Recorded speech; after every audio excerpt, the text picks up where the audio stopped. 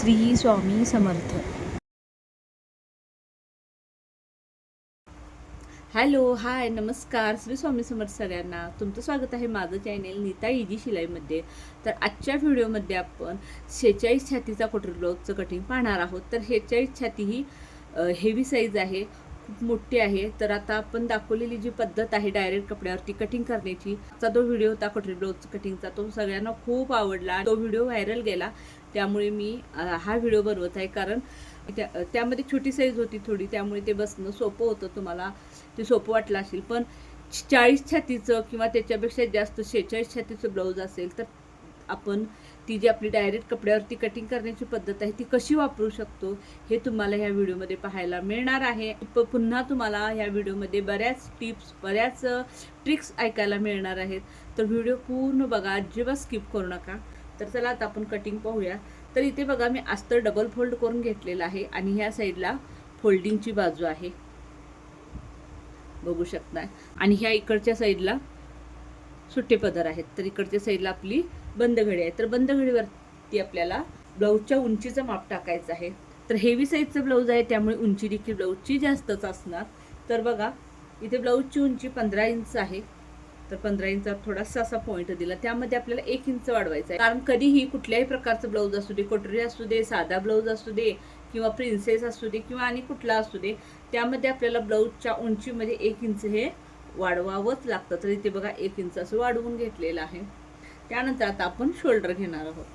तर बघा, ब्लाऊजचा शोल्डर मी इथे 6 इंच घेणार आहे. कारण हेवी साईज असल्यामुळे शोल्डर थोडा मी मोठा ठेवणार आहे. तर 6 इंच ब्लाऊजचा शोल्डर घेतला. तर मागील गळा सुद्धा डीप आहे, त्यामुळे जितकं शोल्डर घेतलेलं आहे त्याच्यापेक्षा अर्धा इंच वाढवून मी इथं मुंडा घेणार आहे. तर ही देखील एक ट्रिक आहे. समजा तुमच्या ब्लाऊजचा पाठीमागील गळा 8च्या खाली म्हणजे 8.5, 9, 9.5, 10, 11, 12 कितीही असेल, 8च्या खाली कितीही असेल, तर तुम्ही जितकं शोल्डर घेता, जितकं पण असू दे तुमचं शोल्डर, 5 असू दे, 6 असू दे, जितकं शोल्डर घेता त्याच्यापेक्षा अर्धा इंच वाढवून तुम्हाला मुंडा घ्यायचा आहे. आणि तेच जर समजा तुमचा ब्लाऊजचा पाठीमागील गळा 8च्या वरती म्हणजे 7.5, 7, 6.5, 5, 4 कितीही असेल, तेव्हा तुम्हाला काय करायचं, जितकं तुम्ही शोल्डर घेतलाय तितकाच मुंडा घ्यायचा आहे. त्यामध्ये अजिबात काही बदल करायचा नाही, वाढवायचं नाही.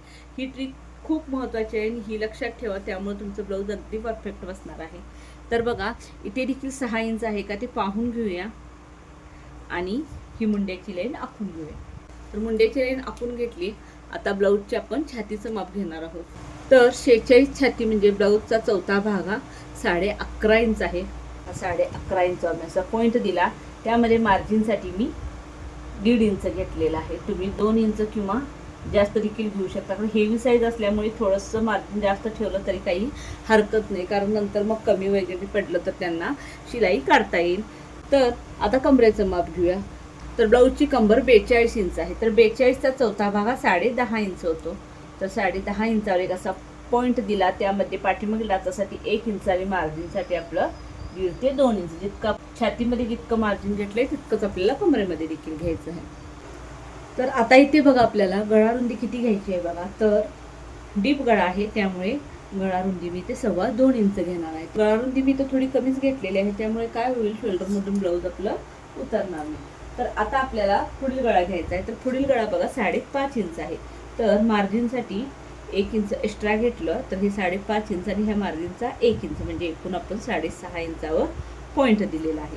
आणि इथे बघा, जी खालच्या साईडला गळा रुंदी आपल्याला 2.5 इंच घ्यायची आहे. तर इथं आपल्याला थोडीशी पाव इंच वाढवून घ्यायची आहे, कारण इथं घेतली तितकीच गळा रुंदी घेतली तर ब्लाऊज छातीमध्ये टाईट होतो. तर इथे बघा, गळ्याचा गोल आकार असा मी काढून घेतलेला आहे.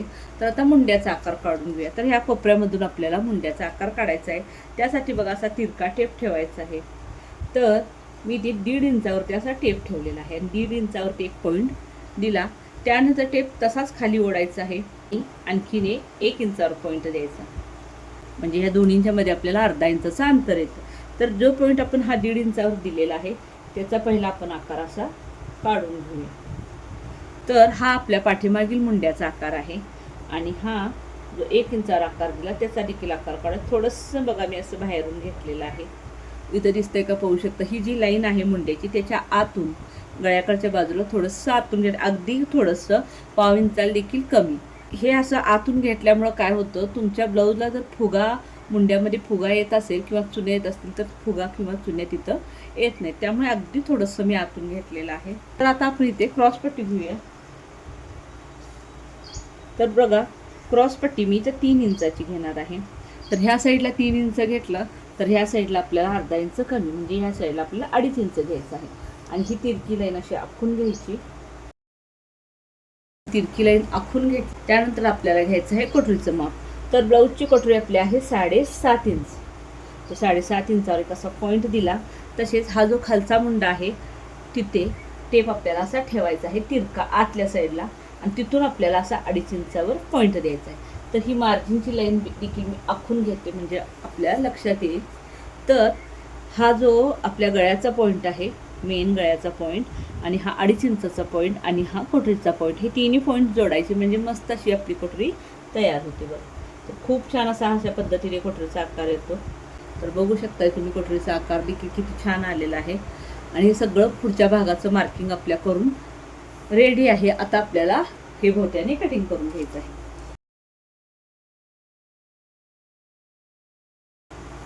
तर हा कट करून झालेला आहे. आता आपल्याला साईड पीस काढायचा आहे. तर दरवेळी आपण हा भाग उलटा करतो आणि साईड पीस काढतो, पण इथं हेवी साईजचं ब्लाऊज असल्यामुळे ती पद्धत इथं चालणार नाही. कारण इथं बघा, हे इतकंसंच राहिलेलं आहे, यामध्ये काय आपला साईड पीसचा भाग बसणार नाही. तर आता काय करायचं आहे बघा, हा आपला अस्तरचा भाग तसाच ठेवायचा आहे. हेवी साईजमध्ये ह्याला अजिबात हलवायचं नाही आहे. आपण प्रत्येक वेळा उलटं करून घेतो, पण तसं उलटं वगैरे काही करून घ्यायचं नाही. तर आता इथं काय करायचं, हा जो भाग आहे हा, हे बघा, असा इकडे ठेवायचा आहे आणि असा आपल्याकडे याच्यावरती पलटी करून घ्यायचं. तर बघू शकता कशा पद्धतीने पलटी केलेला आहे. तर बघा, हा साईड पीसचा भाग इथे येईल, हा जो ओपन रिकामा भाग आहे तिथे येईल, आणि हा वरचा गळ्याकडचा साईड पीसचा भाग आहे तो इथे येईल. ह्या पद्धतीने अगदी व्यवस्थित असं ठेवून घ्यायचं आहे. तुम्ही असं उघडून बघू शकता कुठं कमी वगैरे पडतो का. तर मी अगदी व्यवस्थित असं छान ठेवून घेतलेलं आहे.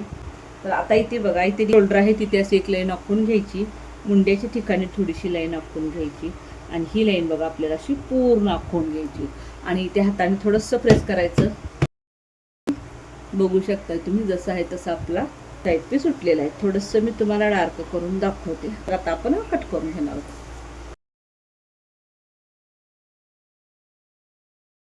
हा साईड पीस तर कट करून झालेला आहे.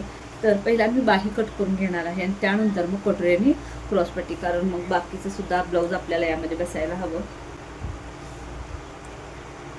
तर बाही देखील तिने 3/4 सांगितलेली आहे. पहिला मी तर चोबल फोल्ड करून घेते. तर बाही बघा 10 इंच आहे. तर मार्जिन सोबत मी 11 इंच घेणार आहे. तर ती लाईन अशी पूर्ण आखून घ्यायची, आणि ह्या लाईनीवरती बघा असं 2 इंचावरती पॉईंट द्यायचा, आणि या लाईनीपासून खाली आपल्याला 3.5 इंचापर्यंत अशी मुंडाखोली घ्यायची आहे. आणि इथून बघा आपल्याला 10 इंच बाही रुंदी घ्यायची आहे.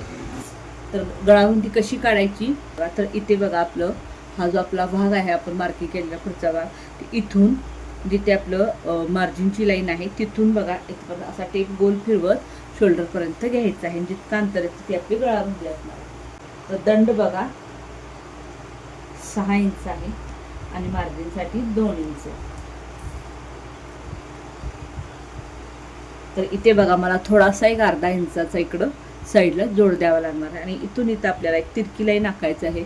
तर मी तुम्हाला दाखवण्यासाठी तिरकी लाईन आखते, पण शक्यतो तिरकी लाईन आखत असण्याची काही गरज नाही. इथूनच आपण असा हा बाहीचा आकार काढून घेऊ शकतो. बघा, हा बाहीचा आकार काढून झालेला आहे. तर इथूनच मी असा बाहीच्या पुढील भागात देखील आकार काढला. तर इथून इथपर्यंत जितकं अंतर आहे तर त्याचा सेंटर काढायचा, आणि सेंटरपासून खाली आपल्या अर्धा इंचात पॉईंट द्यायचा, तिथून हा पुढील भागाचा आकार काढायचा असतो.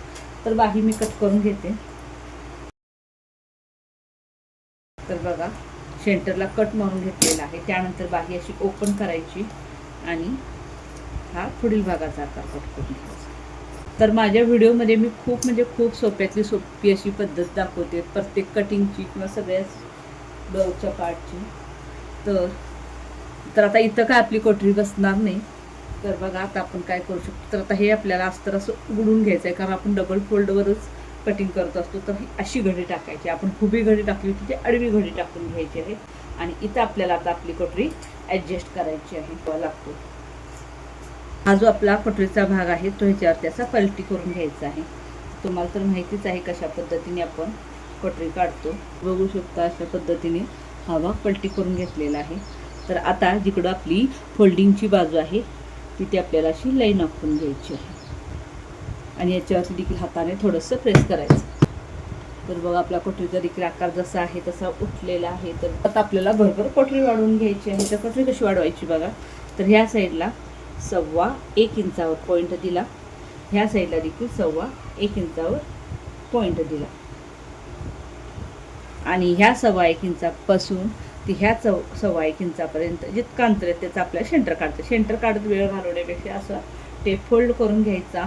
जिथे फोल्डिंगची बाजू आहे तिथे आपल्याला असं पॉईंट द्यायचं आहे आणि इथून खाली आपल्याला 1.5 इंचावर एक पॉईंट द्यायचा.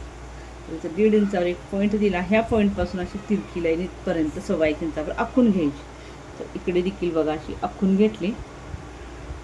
तर इथून बघा इकडं 1/2 इंचावर पॉईंट द्यायचा. तर इथं आपण 1/2 इंचच कपडा राखलेला आहे त्यामुळे काही विषय नाही. तर इथून असं आपल्याला हा आकार असा 1.25 इंचापर्यंत घ्यायचा आहे आणि इथून बघा इकडं 1/2 इंचावर असा पॉईंट द्यायचा. इथे देखील आपण 1/2 इंच थोडं जास्त राखलेलं. तर ही अशी तिरकी लाईन आखून घ्यायची.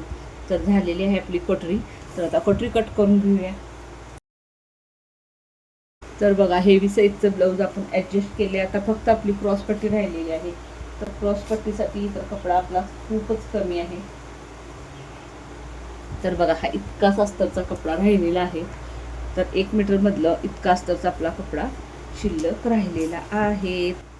माझ्याकडे हा शिल्लकचा असा काही कस्टमरच्या ब्लाऊजमधला राहिलेला असतोच कपडा. याच्यावरती क्रॉसपट्टीचं कटिंग करणार आहे. क्रॉसपट्टी कट करून घेऊया. तर क्रॉसपट्टी आपण 3 इंचाची घेतली होती. तर मार्जिनसाठी 1/2 इंच मिसळून आपण 3.5 इंचावर पॉईंट देणार आहोत. तर ह्या साईडला 3.5 इंच घेतलं तर ह्या साईडला 1/2 इंच कमी म्हणजे 3 इंचावर पॉईंट दिलेला आहे आणि ही अशी तिरकी लाईन आखून घ्यायची आहे. तर बघा तिरकी लाईन आखून घेतली. आता कट करून घेऊया. तर झाली आपली क्रॉसपट्टी देखील तयार. तर बघा हेवी साईजचं ब्लाऊज तर कट करताना खूप डोकं खातं. तर काहींची अशी पद्धत आहे डायरेक्ट कपड्यावरती कटिंगची. कपड्यावरती करतात पण इतकी मापं टाकावी लागतात कटोरीसाठी. इकडं एवढं वाढवा, तिकडं तेवढं वाढवा. तर खूप म्हणजे खूपच टेन्शनचं असतं. त्यामुळे ही सोपी पद्धतीमध्ये तुमचं ब्लाऊज कट होऊन जातं. तर इथं बघा मी साडीतला कपडा अंथरून घेतलेला आहे. त्याच्यावरती मी हे पॅटर्न असे ठेवून घेणार आहे. तर इथे बघा मी पाठीचा भाग ठेवून घेणार आहे.